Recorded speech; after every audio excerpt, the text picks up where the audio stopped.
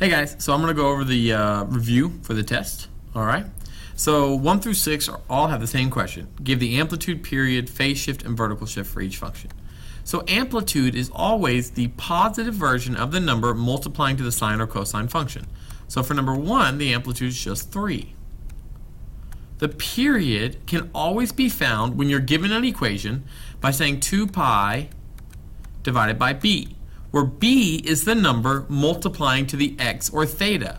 In this case, b is 2. So we can say 2 pi divided by 2. So therefore, it's just pi. You'll notice there's nothing adding or subtracting anywhere, so there is no phase shift or vertical shift. Moving on to number 2.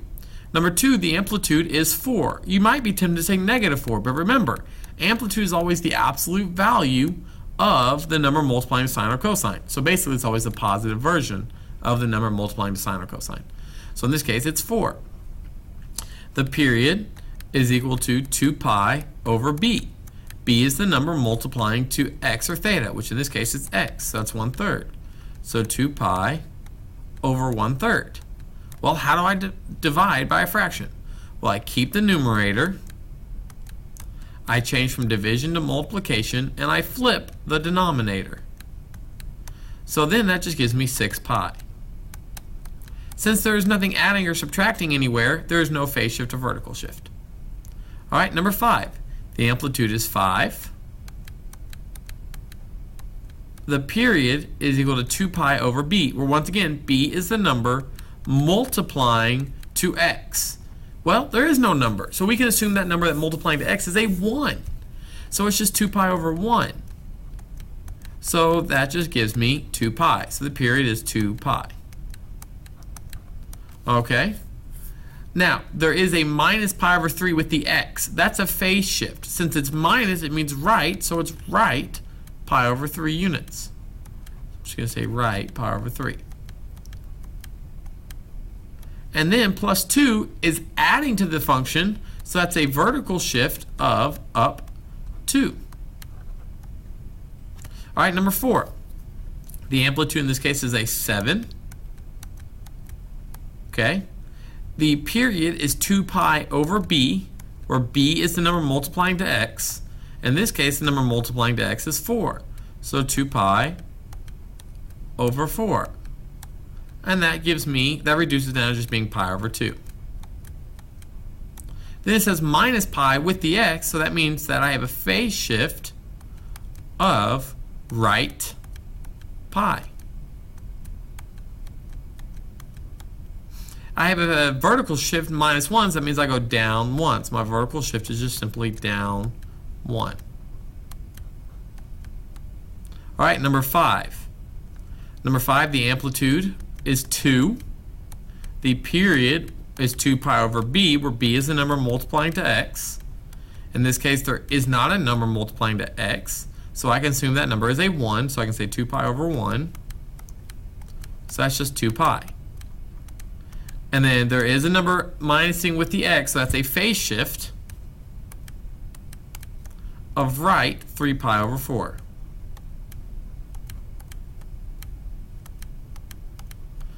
There is nothing adding or subtracting to the function overall, like outside the function, so there is no vertical shift. All right, number 6. The amplitude is 3. The period is still 2 pi over b, where b is still the number multiplying to the variable, which in this case is theta. So that's 1/4, so b is 1/4.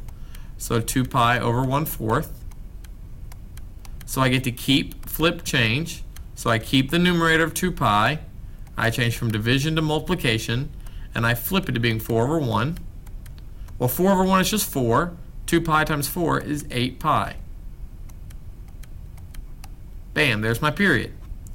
So then my phase shift is plus pi over 3, so that means left pi over 3. Okay? And then my vertical shift, I'm not going to write it because I'm out of space, but it's down 2 because it's a -2 outside the function, so it's down 2. Okay, let's move on. Oh, I didn't get rid of anything. Oh, there it goes, just my computer slow. Not a problem. 7 through 10 are the hardest ones for students, okay? On all of the problems 7 through 10, you want to write an equation that looks like this, y equals a, and it's either going to be cosine or sine. So you don't write both, you write one or the other. Then you write b, in parentheses, x plus or minus h, again, depending on what the problem is. And then plus or minus k, again, depending on what the problem is. Okay. So all of this information is really easy to find except b. b we have to find by using the period, okay? So we can say y equals, what's a? A is 0.6. What type of function is it? Cosine, so I can say cos. Now I have to find b. Okay, I know the period is 4 pi. So I can say 2 pi over b, because that's how you find period, guys. That is the formula for period. So this is a period right here, 2 pi over b, is equal to the actual period of 4 pi. Now you put 4 pi over 1 and you cross multiply. So then you get 4 pi b is equal to 2 pi. You divide both sides by 4 pi to get b by itself. The pi's cancel. 2 over 4 becomes 1/2, so b is 1/2. So I say 1/2. And is there a phase shift or vertical shift? Nope. So there's no reason to have any other parentheses. I can just put x and be done. All right, number 8. Y equals, amplitude is 5. It's a sine function. So 5 sine, now I need to put b. Here's the period, 2 pi over 3. I can set the period equal to 2 pi over b to start solving for b. Now this one's pretty easy. If both numerators are 2 pi, then both denominators need to be 3. So I know that b must be 3. So then I can say 3x, because there's no phase shift, and then just plus 2. And then number 9, I can say y equals 15 cosine, cos. Then I put my b value. Now, I'm not going to redo this. We just did, what was the b value when the period was 4 pi? It was 1/2. We just did it up here. So 1/2, but there is a phase shift, so I need to open my parenthesis and put x. How do I say left pi over 2? I say plus pi over 2. Very good. Close it, and then I say down 10, minus 10. Okay, next one, I say y equals the amplitude, which is 2/5. All right, it's a sine, so then I write sin. The period is pi over 3, so I'm going to set that equal to the period formula, which is 2 pi over b. Cross multiply, so I get pi b is equal to 6 pi. Divide both sides by pi, and you get b is equal to 6. So 6, and it says right pi over 3, so I need to open parentheses and say x minus pi over 3. Close your parenthesis, and there is no vertical shift, so you're done. Okay?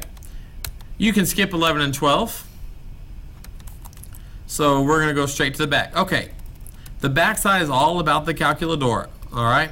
But since we're doing sine and cosine, what you want to do is you want to look at the graph window. Then you want to take your calculator and make your calculator match that graph window. Okay, so let's do that. Let's start with A. We're going to figure out which one of these is A by first, let me get rid of this, by first making our window match A. So we pull up our calculator, we turn it on. It's a longer part of my videos. We go to window. We type in the x min is the most left x value. So that's this guy right here. So that's negative 2 pi. Negative 2 second pi. Then x max, that's the most right x value. So that's this guy right here. So that's 2 pi. So 2 second pi. The x scale should always be pi over 2 for this test. I'm just going to give you that. Pi over 2. All right, the y min. What's your lowest y value happening? Negative 3. What's your highest y value happening? 3. I already have those plugged in. Your y scale is clearly going up by tick marks of 1, so the y scale can be 1. Then next thing you need to do is make sure your calculator is in radian mode. So go to mode. I'm in radian mode. Now just start typing in equations until you find the one that matches A. Now, for this review paper, we actually get lucky. Every single graph, A through whatever, is in the same window. So I don't need to adjust my window. So that means once my window is set right now, I'm ready to rock and roll. I can type in sine of 2x and find the one that matches. I see that it crosses through the origin. Boom, this is easy. It's C. It's right there. Crosses through the origin, has 1, 2, 3, 4 maxes. 1, 2, 3, 4. You might want to say 5, but remember, what did I make my window stop at? 2 pi. This guy goes slightly past 2 pi. So remember, I'm stopping right here, so I don't get to see anything past 2 pi. Okay? So that's why this matches. So 13 matches up with C. Okay? 14. 2 cosine x. 2 cosine x. Hit graph. Alright, let's see. It's not in my first, so let's see here. Let's see here. Scroll down. Looks pretty similar to one of those two, so let's pull it back up. Let's see here. Kind of looks like it could be F. 1, 2, 3 maxes. 1, 2, 3 maxes. So it seems like F is going to be my answer. And 2 mins, and it crosses through 2. Tick mark 1, tick mark 2. Yep, so F is my answer for that one. So we scroll up, and we put F as my answer. All right. Number 15 is 2 sine x. It's 2 sine x. Hit graph. And I can already tell you that one's looking pretty similar to E. But let me scroll down, then let me pull it back up. Yep, and that looks just like E. Remember, our calculator window stops at negative 2 pi to 2 pi. So we're not going to see this piece or this piece because technically it goes past those pieces. But otherwise than that, it looks exactly the same. So I feel confident saying that one is E. All right, so 15 is E. All right, 16 cosine 2x. So cosine 2x. Hit graph. Looks like it could be B here. Let's see here. 1, 2, 3, 4, 5 crosses at 1. 1, 2, 3, 4, 5 crosses at 1. Yeah, it seems like it matches up. So 16 is B. Okay. 17 is sine 1/2 x.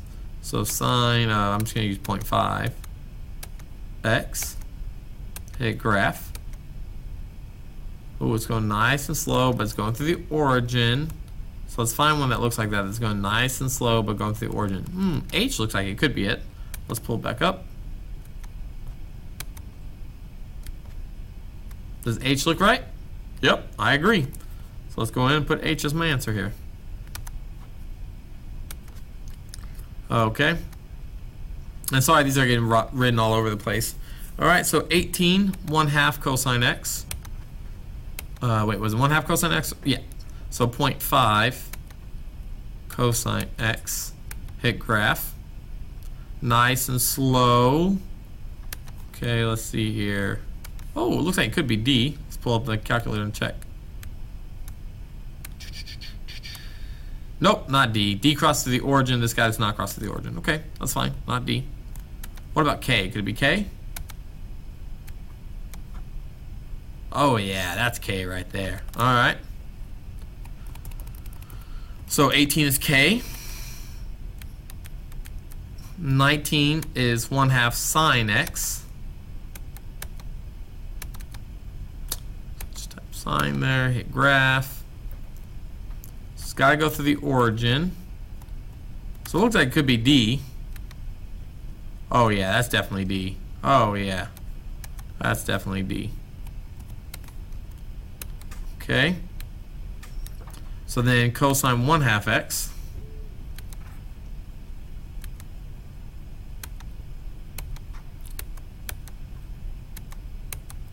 Hit graph. Nice and slow. Oh, this one's going to be nice because look, bam, it's right there. That was easy. So 20 is A. All right, 21. Negative 3 sine 3x. Hit graph. Oh boy, this one's happening a lot.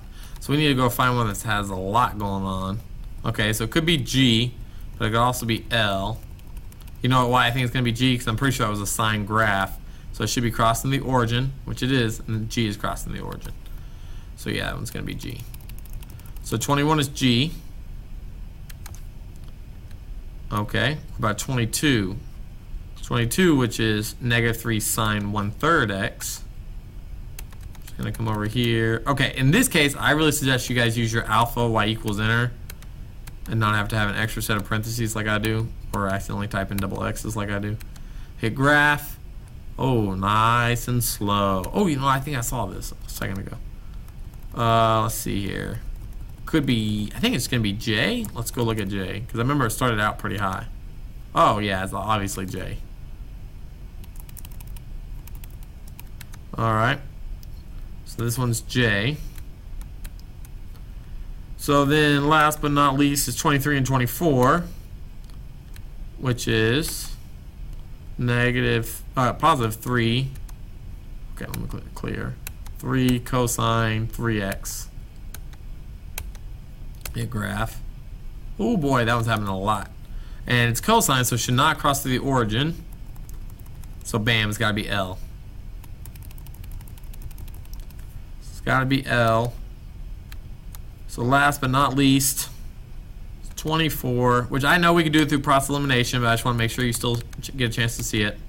Again, I suggest in this case use your alpha y equals n ability.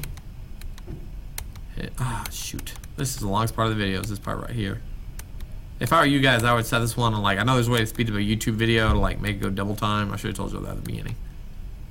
But I didn't know it was going to be the longest part when I started this. Nice and slow. We saw this one earlier. We already did A. Oh no, is it going to look just like A? Oh, okay, what's the problem with A? A only goes up to 1, and 24 goes all the way up to 3, so it can't be A. But it can be I. So bam, there we go. Alright guys, let me know what question you have. Send me a reminder, send me an email, ask me whatever questions you need. Alright, have a wonderful evening. Study hard.